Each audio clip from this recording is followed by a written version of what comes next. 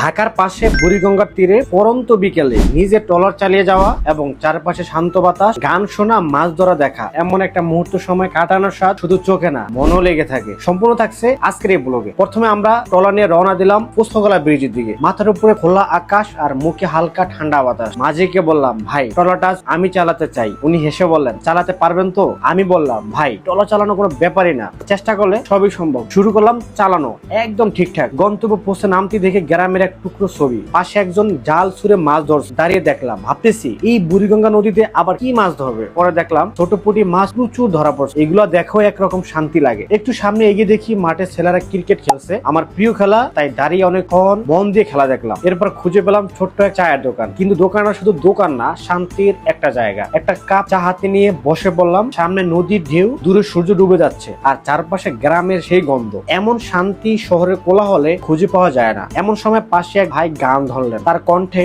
এমন মায়া ছিল, গান শুনে কেমন জানি মনটা ঠান্ডা হয়ে গেল। এখানে মন যেখানে, হৃদয়ে যেখানে,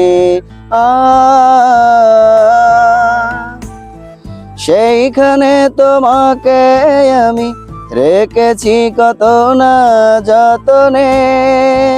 প্রতিটি সুরে যেন এক অন্যরকম ভালোবাসা। সন্ধ্যার আগে আমরা আবার ট্রলারে ফিরলাম। পানি কম থাকা লঞ্চের পাশ দিয়ে হাঁটতে হলো। একটু কষ্ট ছিল ঠিকই, কিন্তু এই অভিজ্ঞতাটা মনে গেঁথে থাকবে আজীবন।